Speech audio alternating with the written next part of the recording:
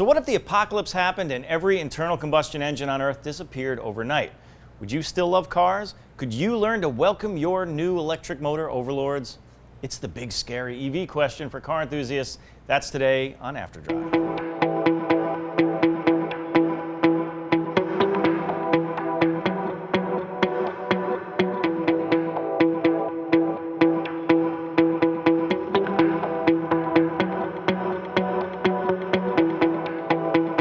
So how does one go about relearning how to love cars? To go from getting high on the smell of a Weber carbureted Ferrari V12 that's running a little rich, to extracting equally sublime enjoyment from a car that sounds at best like a power drill buried under a pile of mattresses. Let's pretend it's all over and electric cars won. What now? To help us figure out what to do in this fictional suck, squeeze, bang, blow apocalypse is Tim Stevens, former editor of Engadget, a technology writer, an editor and EV advocate, but also a guy who in his spare time races both karts and full-size cars, often on ice. Tim. Good morning, Mike. Thanks for coming by. Certainly, thanks for having me. Yeah, no problem. So let's just say gasoline engines are gone. Mm-hmm. What does the post-gasoline landscape look like? Obviously, there's going to be some pretty boring cars out there, cars that are made to be lightweight and highly efficient and get you from A to B safely and efficiently, but really without a lot of fun. But there are plenty of cars like that today, too. The exciting thing is there's a lot of opportunity for really high-performance cars. We're seeing some of those now. The Mercedes SLS is pretty exciting. A lot of electric race cars we're going to talk about, too, which are pretty exciting. Yeah. There's a lot of engineering challenges that are kind of new and exciting that electric power brings to the table, but a lot of advantages, too. You can envision a really, really damn fast electric car. So most automotive enthusiasts, when they think about electric cars that they actually love, they think about something like this, right? I've seen quite a few of those in shops in Tokyo, as a matter of fact. Yeah, exactly. Shapes and sizes. And a lot of us started here at the RC car level. So there is a place to start for loving EVs, but we have to first get the top 5 reasons why automotive enthusiasts probably don't love EVs. The first one, no revving. So what's a tack without a red line, right? There's the drama of the possibility of blowing your engine.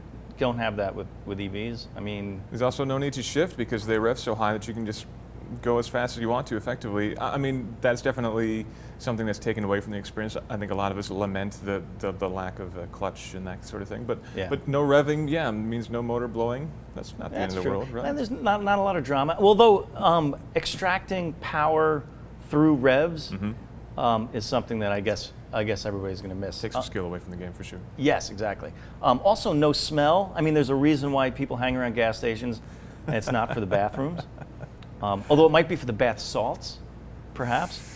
That sounds rough.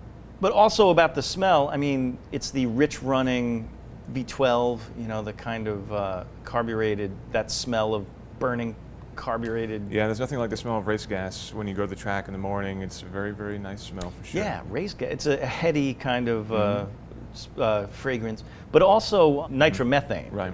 Has a nice sweet sweet absolutely. aroma. All right, so no smell, and then no touching. So the tactility of tinkering with an internal combustion engine in some fashion, not there with EVs, or maybe? I think there's even more opportunities for tinkering, but it's definitely a different sort of tinkering. I mean, your tinkering would probably entail a laptop going forward rather than a set of tools and getting your knuckles bloody in the garage, which, I'm pretty adept at both sides of things. And ultimately, I don't know that one is actually more accessible than the other at this point. I mean, if you've got a laptop or a smart device of some sort and a way to connect to your car, if anyways, that's more accessible for people than having to go out and buy a full set of tools and have a garage and have a lift or a jack. I definitely enjoy that side of things, but I think tinkering with settings on a laptop is nice too. And actually, that's true because there are a lot of people into ECU hacking and stuff, so they're already there. We're sort of getting there now. Yeah. It's just taking the kind of carb screw adjustment stuff away. And a lot of ECU hacking is really trying to trick the mechanical bits into doing what you want them to do. You're kind of lying to the sensors to get the amount of fuel that you want, for example. Now, instead of lying to the sensors, you just tell the computer exactly what you want and you'll get exactly that. Right. So a little more coding, I guess, involved. Right. But, yep. All right. So number 2, no history. There is no Fangio, there's no Shelby, there's no Stig Blomqvist. in EVs right now. No bell bottoms, Yeah, no no- rally lights, no sobs. Exactly. But if you go all the way back to the beginning of the car, though, a lot of the first cars were actually EVs. In fact, there were steam-powered cars, there were gunpowder-powered cars back in the day. That's interesting. Yeah, you were telling me quickly. What was the gunpowder-powered car about? It didn't go anywhere, obviously. It was just a concept. But basically, it was an internal combustion engine that was running based on gunpowder. And of course, it had to be a giant engine to put up with the concussive forces that you'd get from trying to burn gunpowder. But yeah, that was back in, I think it was around 1860, 1870, back when they were trying to figure out what was the best way to make cars. And the reason that they went with gasoline is just because it was cheap and it was all over the place. Nobody knew what to do with all this petrol that was coming out of oil refinery. They wanted the kerosene, they wanted the oil, the lubricants. They didn't even want the gasoline. So because that was all being stockpiled or just burned off, the automotive industry came about to use it because it was cheap. What was the price of a gallon? It actually went down. It was, I think, about 25 cents a gallon back in the late 19th century, and then it progressively went down to the point where I think it was around 17 cents a gallon at its lowest point, which in modern dollars is, I think, about $2 a gallon, something like that, or $1.50, $2 a gallon. Then it kind of steadily, progressively climbed, but you know, we haven't seen anything like the growth or the expense increase we've seen in the past couple of years. It grew more in the past 10 years than it did over the past 100 years. Yeah, that's true. It's accelerating for sure. What it's interesting. So, like, wasting a lot of that on motorsports was no big deal back then. I mean, Yeah, you know. yeah, sure, because there was just so much to go around. Yeah. So it's hard. So looking back, there's nobody to look back on. Right. You know, I mean, that part of the cool thing about being into cars now is saying, you know, sort of looking at the history of it. So EVs need to have some time, I guess, to like build up that kind of history. Yeah, we've got Monster Tajima now, who's at Pikes Peak in True. racing EVs. Maybe he'll be the next generation. And I spent a little bit of time talking with Rod Millen, and he didn't, you know, he raced an EV this year, and he's raced a lot of great gasoline-powered cars in the past, and for him, it was the same deal. Yeah. So we'll see if that happens. And finally, no velocity stacks. That's the worst thing about EVs is no velocity stacks. Yeah. I mean, look at those things. Beautiful. What is there going to be an EV equivalent of velocity stacks? That's actually hard to say. I mean, if we go to supercapacitors, we could see maybe those sticking up through the hood. That'd be kind of interesting. That would be kind of, perhaps. actually, supercaps could be sort of cool because you just think about the amount of voltage going through there that could kill you. And they So need, that's yeah, and they there's need some some drama cooling there. too, so hang them out in the air. Yeah, There's your proxy, perhaps. Cool. So let's go to the commenters. So what Sure. we went out to Facebook and Twitter and sort of asked them how they would deal with a kind of internal combustion apocalypse. And everybody was happy and merry. they were like, and no problem. thrilled. It's Yeah. like, this is going to be amazing. Yeah, exactly. Some were into it and some weren't. The Jeepist says, I'd miss the monstrous sounds and the way it delivers power and the mechanicalness about it, but I'd still love cars. Positive. Absolutely. Very positive. Absolutely. Kyle Johnson, I'd find a way to make electric more fun and viable. See, another positive individual. I'm never going to lose the urge to use a wheel and accelerator. So you can't keep me down with your Absolutely. EV business. Jason Williams, it would be sad, but we would move on. It would change driving, forcing us to focus on the sensation rather than the sound. I think that's a very important thing. I've actually ridden a lot of electric motorcycles, and for me, it's actually a bigger difference there than in the EV cars I've driven, because on an EV bike, you know, a lot of people like the really loud noise and kind of shaking the windows as you ride by, but in an EV bike, it's so incredibly quiet, especially because a lot of them are belt driven, so there's really no noise at all. And it's just like you're kind of flying through the air, and it's such a nice experience. It's really, really peaceful. It's very different than riding a motorcycle. I have a Triumph, it sounds amazing, and I love it, but riding an EV is a lot of fun. Interesting. So it's just getting used to that new experience. The lack of explosions and weight, I guess weight of the batteries, I would imagine, is why I will never like electrics as the primary power source. I like electronic curves and complementary electric motors, but don't touch my internal combustion. So that's kind of where we are now. We had a show a couple of weeks ago. We were talking about some of the new hybrid supercars, right? So you've got the LaFerrari, McLaren P1, and that coming from Formula One and KERS being a support system for internal combustion. That's fine. But we're gonna, we're sort of in the apocalyptic show stage here. Yeah, I think people just want that turbo button. Since we've had it since RC Pro-Am back in the day, and I think people really want it in real life. And the 918 and the McLaren and everything else are going to finally give us that on the road. Yeah, exactly. So, Luke Sullivan says, this is sort of interesting. I'd hop into my team's electric FSAE car, the Formula SAE this sort of school teams building cars. It's actually a very cool program. Yeah, it's a really cool program indeed. Hugely great performance and tons of grip. Really cool cars. Yeah, and these guys come out knowing how to be motorsports engineers. Yeah. Which is a cool thing. Team Swinburne, Australia represent, and light up some tires in memory of our fallen comrades. So, already involved in and still polluting the motorsports. atmosphere by smoking your tires. So, covering both bases. Exactly. So the drama that you lose by burning fuel and causing explosions, you make up for in burnouts. Which will be the next thing they get rid of, probably. We'll save that for the next show. Exactly. John Robert Burrow, passion is more than just an engine note. Passion is in purpose and in the sheer nature and character of a car as it was intended and designed to have by its creators. Beautiful. Very, very eloquently stated love for engineering and the kind of taking the engineering brief and seeing what people can do with an engineering brief as a kind of art play. And that's what really gets me excited about EVs too, because if you give an engineer a new set of problems, engineers who are given the world tend to kind of get lost, but an engineer who has a very strictly defined set of problems and an area that they need to work in, they tend to do amazing things. In EVs, you've got this big heavy battery pack you have to worry about, you've got range you need to worry about, you've got passenger safety you have to worry about. You bring all those things together and if you throw the world's brightest minds at it, I think we'll see some really exciting stuff. It's true. I mean, the engineers will always come up with the best solution if the problem is defined right. And if enthusiasts are defining the problem, they're going to come up with something. So that's very, very hopeful. And of course, I am a bot expresses an opinion that I guess a lot of car enthusiasts have in the face of a internal combustion apocalypse. I would build my own pussy ass eco shit hippie motherfucker. So not a lot of faith in the motives behind EVs, right? I mean, it's all about this sort of hippie save the world kind of stuff. And I think that despite perhaps not putting it very eloquently, he does have a bit of a point in that at this point, EVs don't make a lot of sense in a lot of ways. They're very expensive to produce. The overall energy required to produce them is very high. So whether or not you're actually saving energy in the long run is a little bit questionable right now. But ultimately, this is something that is going to take a while to get right, and we got to get started at some point. And we can't wait to run out of gasoline before we start worrying about building EVs.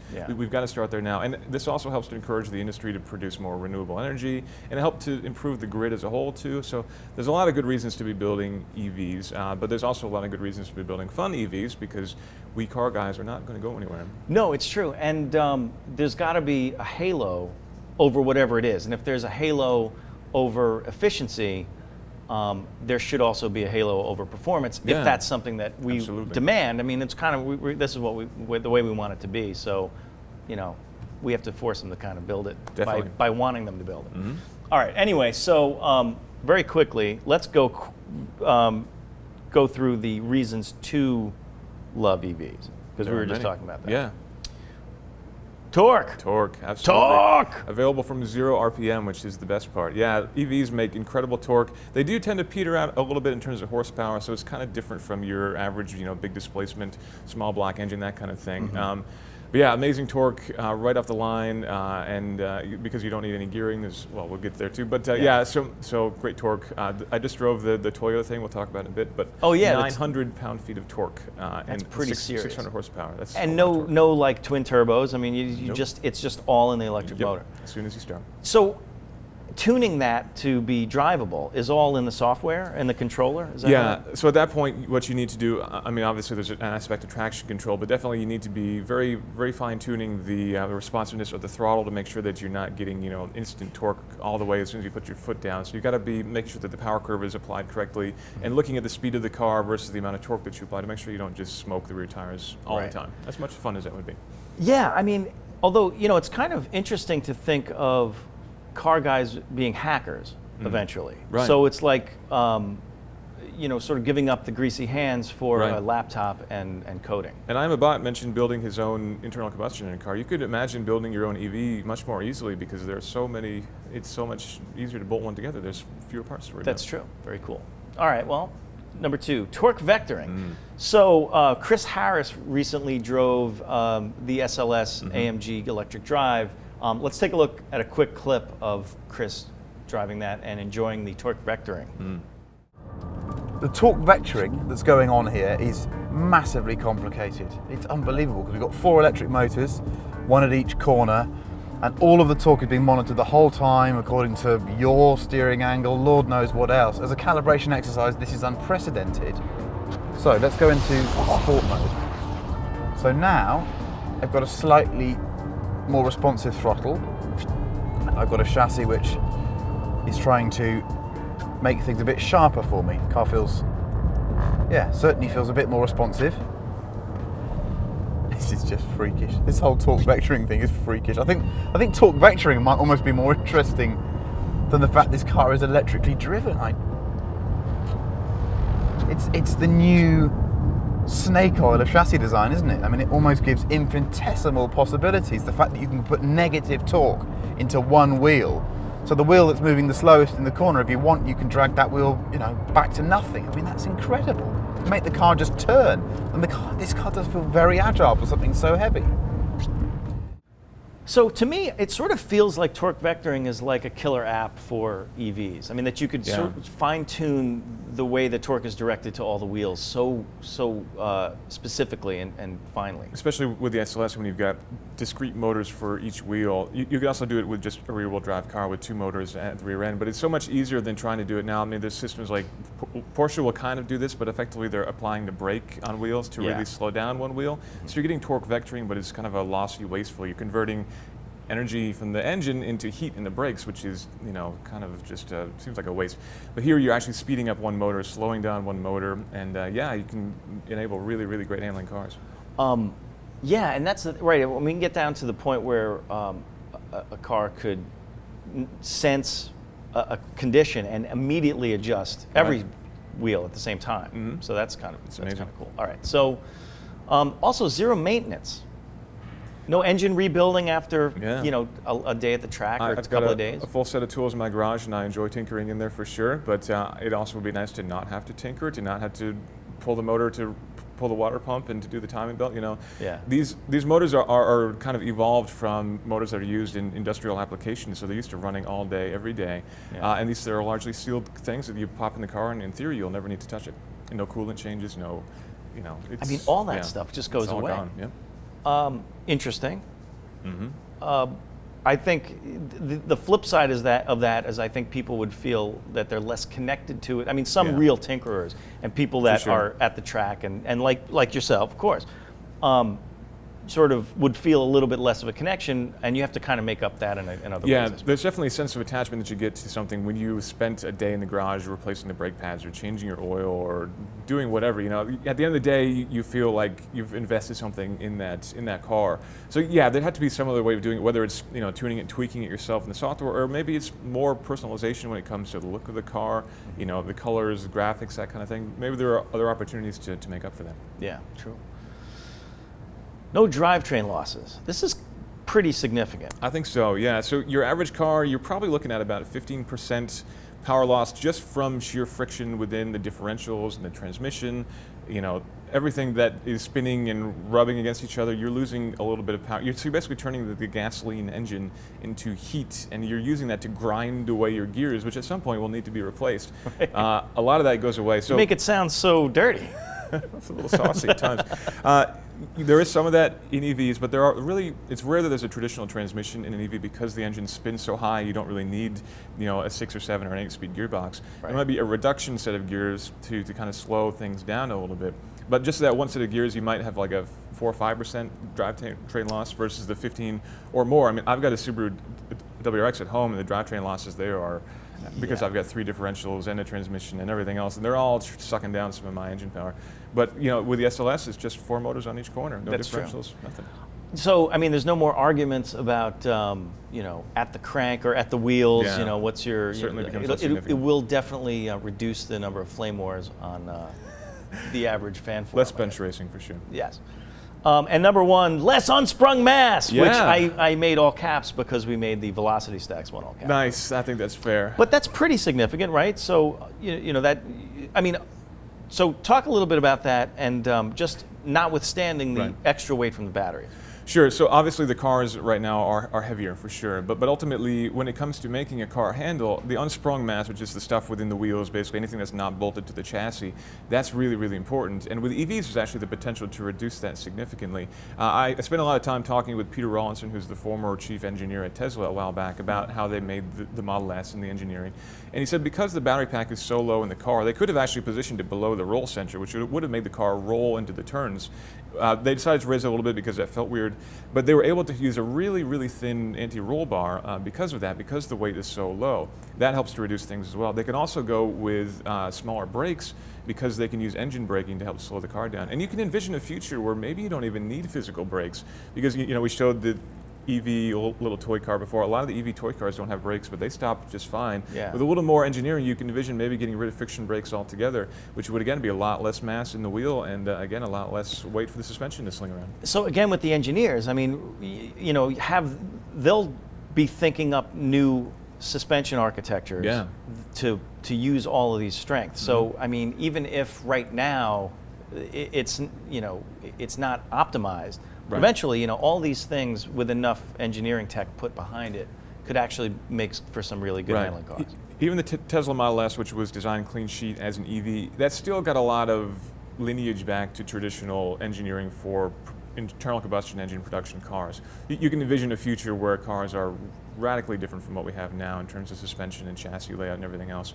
And I think there's a huge opportunity there for really, really great handling cars, even if they are heavier than the cars we have today. So let's look at a couple of cars. So there is, other than performance appeal that enthusiasts love, there's car nerd appeal also. So looking at a couple of the new efficiency-based, and these are not both EVs, but like they're cars that use sort of the same cutting-edge carbon fiber tech that's used to lighten up a supercar, but this is in the service of efficiency. So BMW showed its i3 this week. The final production version. Finally, after teasing us with it for so long and leaving that camo on there for what seems like years, they finally ripped it off. I mean, even with the camo off, I mean, it's basically, we knew it was going to look like, but this is a car that uses a lot of carbon fiber, a fair amount. It's the CFRP stuff, which is a little bit cheaper and easier to produce for them, but still has a lot of the benefits of traditional carbon fiber out of the kiln stuff, but it's something that they can actually mass produce, which is great.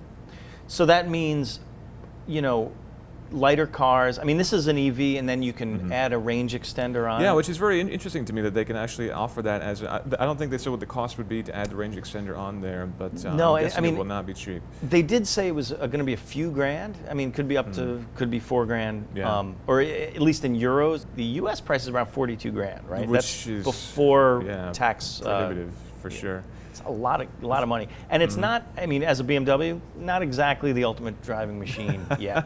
It's not. There's no i3M yet. No, and it's debatable whether they'll actually make one. But the range, yes, they're saying between 80 and 100 miles of real-world driving, which means an EPA rating will probably tend toward the 70 or 80 mark, which is right in there with the Leaf these days, and those cars are a lot less expensive than this guy. I'm sure this will be much more luxurious. It's certainly much more dramatic looking, that's for sure. Yeah. But yeah, for BMW to spend all this time and put all this investment into technology and carbon fiber and everything else, and then to come out with a 100-mile range is a little bit disappointing, especially at $42,000. Yeah. What's next? The i8 is going to be the sports version, right? So then we're actually going to have a car that's a little bit closer to the BMW ideal of sports carness. Yeah, that's pretty exciting. I'm curious to see how that thing drives. That one does have a range extender built in, so it's more of a hybrid EV, like a Volt kind of thing. Yeah. But it definitely looks like they've spent a lot of time to make the handling right. We've seen a lot of videos of that around handling tracks and that sort of thing as they were testing it. So it does look good. I'm excited to see how that comes out. So promising stuff. I think so. Also the Volkswagen XL1, which is a diesel hybrid, so it's not an EV, but uses a lot of, again, the carbon fiber monocoque. It's probably going to eventually be cheapest carbon fiber monocoque you can get. Yeah, I think so. This is a very interesting car. I mean, obviously, it's not going to be fun to drive in the traditional put your foot down. It's not fun, and but I open drove. your eyes kind of thing. Did you drive this? I didn't have a chance to drive this. No. It's interesting because it's got a lot of supercar type features. It's got carbon ceramic brakes. It's got this very light body, and it's got a sport mode, but it's really not a lot of fun to drive. I mean, those brakes, you hear them crunching and stuff, and there's not. It's very, very raw an experience. But the steering is great. It's like driving an old, an old car with a hydraulic, non-power assisted steering. I mean, it's really got an interesting feel to it, steering-wise. But the rest of it is very hybrid-like, so it's not exactly exciting. It does use a lot of high-end sports car technologies. And I think that there is a potential for even eco-friendly focused cars like this to be fun to drive. I've driven a lot of EVs, and they tend to be enjoyable to drive, even if you're in traffic, because you've got lots of things to be looking at. There's lots of gauges to indicate how efficiently you're driving. So it becomes a game of efficiency at that point, which is definitely different from the game of hitting every apex on the highway on ramps. But ultimately, it can still be a rewarding thing to try to best your own, your own efficiency scores from before. Yeah.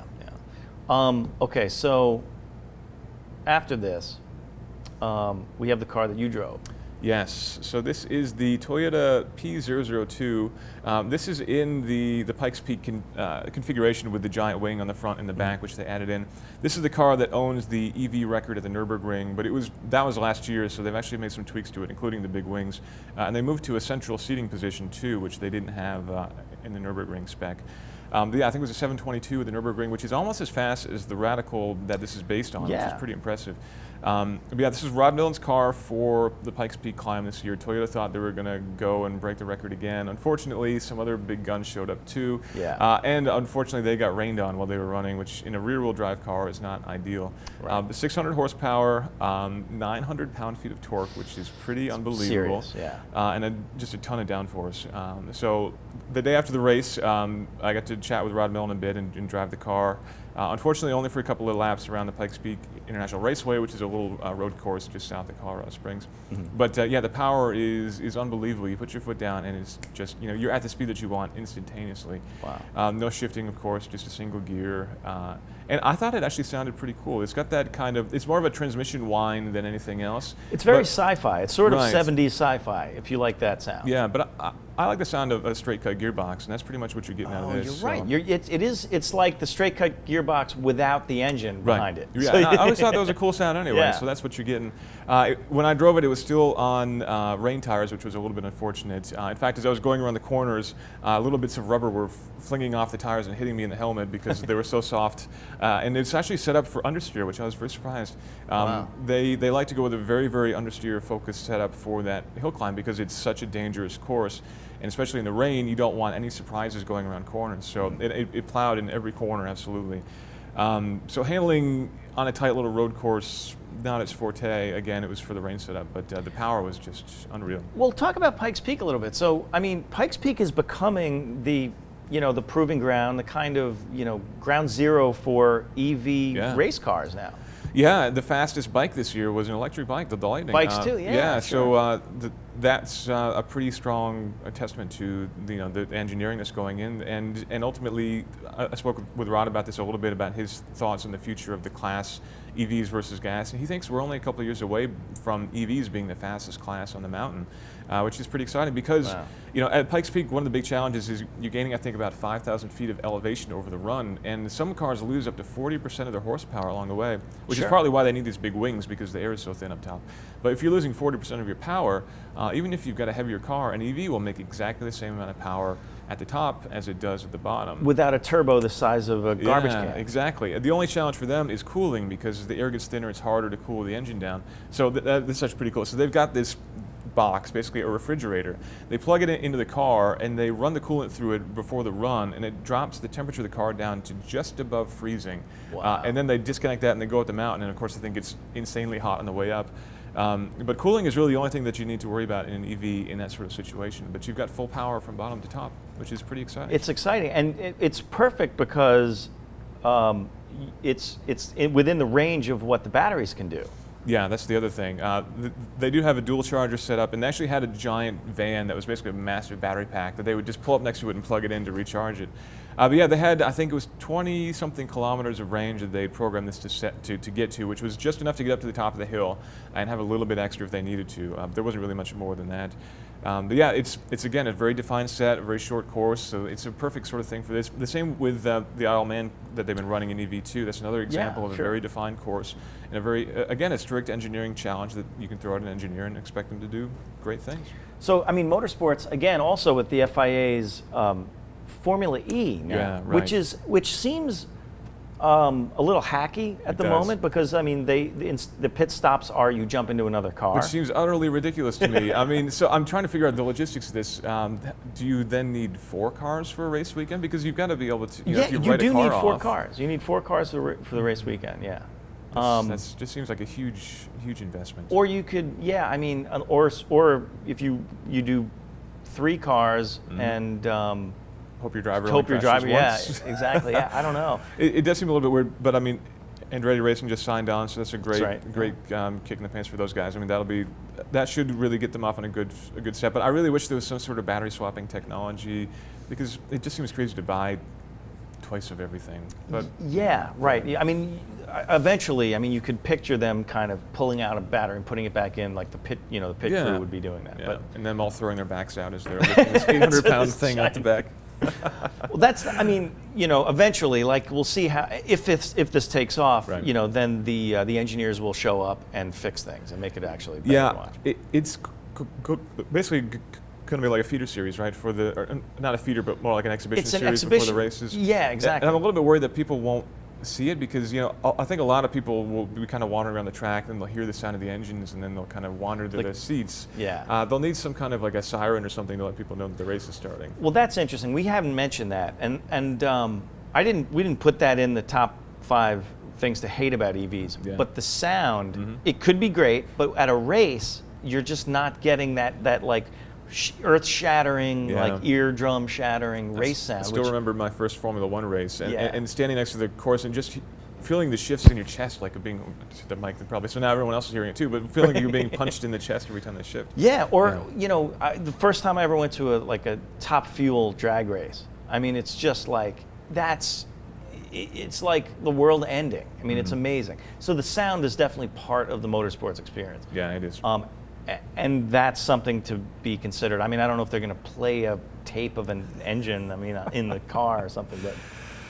Well, we've already got plenty of cars that have internal augmentation for the engine noise as it is. That's so true. It's not a huge step from that to actually a fully synthetic engine noise, which would be a little bit sad. But you could have a mariachi band playing.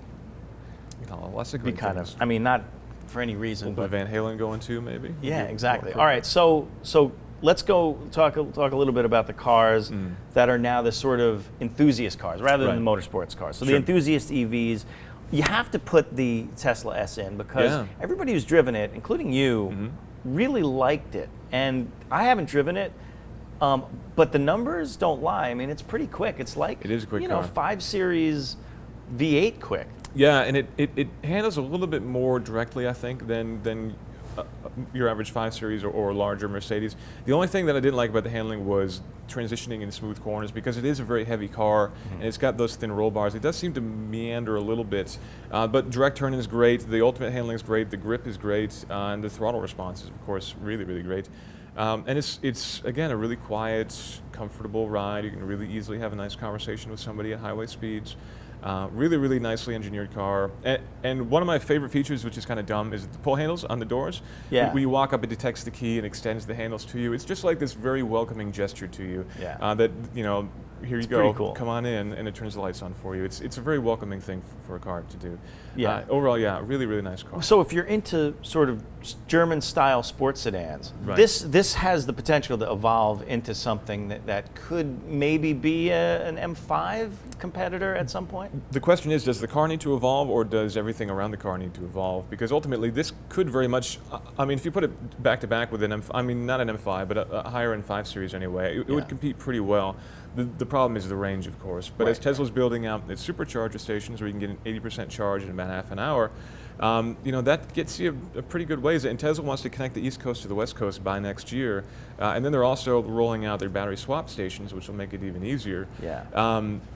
as the infrastructure builds out, this car becomes a lot more compelling than it is right now, without the car itself having to change. But I'm sure there'll be special editions and more power and things like that too coming. And again, it's a six-figure car. So I mean, eventually, we're going to want to see the Focus ST of electric cars. Exactly. And unfortunately, Tesla's pushed that back by a couple of years. The Model X is becoming the engineering priority, which I think is smart for them. They're going to make a ton of money off of that thing, sure. But the 3 Series equivalent is coming, but it's probably going to be like 2015, 2016 at this point, which is a little bit unfortunate. But that should be 30, 40K, and that should be a great little car too. Cool. Well, we'll keep an eye on a Tesla because the Roadster was fantastic. Yeah, it was fantastic. A lot of fun. It was a lot of fun. So speaking of a lot of fun, there's the SLS AMG electric drive. Which you just cannot replicate that color in the real world. You cannot. That's their electric baby green, I guess. I was watching Top Gear with my wife, and she goes, "Is that really what that color looks like?" I said, "It's much louder than that in real life. You can't not look at it when you see it in person." But just again, here the problem with it is that you open the hood and you see that this abstract bit of artwork. Yeah. Getting used to not seeing. I think that's part of it. Is it like getting used to not seeing the things that you're used to seeing, the velocity stacks, or even just, I mean, modern cars, again, you open, it looks like, Boba Fett's breastplate in there. It doesn't look like anything anyway. So it's not like EVs are taking away from, I mean, it may take away from your, if you have an 84 Ferrari 308 at home, I mean, it's going to look a little bit different, but I don't have an 84 Ferrari 308 at home. Nor do I. I'm sorry to say. I do have an MR2 with a very rusty, ugly engine compartment, which honestly this looks much more appealing. To be fair, it's definitely changing expectations, changing what we know of cars, and changing the driving experience too. But I think if you can get past the loss of sound, which is unfortunate, the driving experience is a lot more pure in a lot of ways. Because a traditional car, especially a carbureted car, you put your foot down, you open a carburetor, which means it's sucking in more air, which means it pulls in more fuel, which then goes into the there's a lot of steps involved before you actually get that combustion, which actually gives you the power, which then goes to the transmission. It's a long chain of events. If you really think about it, it's a lot of inefficiency. With an EV, you put your foot down, it's a potentiometer or some sort of an analog sensor, which says, okay, sends power down a wire to give more energy to the engine, and bada bing, away you go. Yeah. So if you just think about it, you are actually more connected to the car than you are with a traditional internal combustion engine system. Doesn't mean it's not different, though. Yes, it's true. And actually, one proving ground, of course, the proving ground is the Nürburgring, and your lap time is your bond, as they say. But I don't know if they say that. But did 755, which isn't bad. It's about first-gen Nissan GTR. Yeah, and I think probably you said the Ferrari 430 F1. I think yeah, was 430 around there F1 with the F1 box, and probably what was it? Maybe the 997 Turbo also. So. In good company. Probably not cutting edge company, but it is definitely only a couple of years out. Okay, granted, it's a $500,000 car. Yeah, and it'll only do 2 laps as well, which is a bit of a problem. And I would guess at the end of the second lap, the driver's probably going to be spending a lot of time looking at the range gauge. Range anxiety on a track would probably be very distracting. Yeah. But again, it's a very impressive thing. And 2 years ago, they wouldn't have been able to do this. That's true. In 2 years, what's it going to be? And that is also very exciting for me. We're starting to enter in the digital age with these cars. And while that is going to mean buyer's remorse, I mean, people who buy a Model S now are probably going to have a little bit of buyer's remorse in a few years when there's Tesla's new hot thing that's cheaper and faster and got better range. But the sort of progression of technology that we're starting to see is very exciting, because that level of acceleration of technology is just going to keep continuing and keep accelerating. It's true, and you're going to keep watching it. And I have to say, you are a brave man to face down the automotive intelligentsia. Hey, I love... Or inintelligentsia, depending on... they're all very intelligent. They're very passionate individuals. The passiongensia. I love the sound of... Like I said, I've got a Triumph motorcycle at home that sounds amazing, and I love the sound of it, and I love my old MR2 that's got a great sound, great throttle response too, but I've driven a lot of EVs, and I'll tell you, man, they're pretty exciting. Cool. Well, we'll be looking out. Hey, thanks for stopping by. Absolutely. Thanks for having me. That's After Drive. Don't forget... /drive.tv, @drive on Twitter, facebook.com/drivetv, and we'll see you next week on After Drive.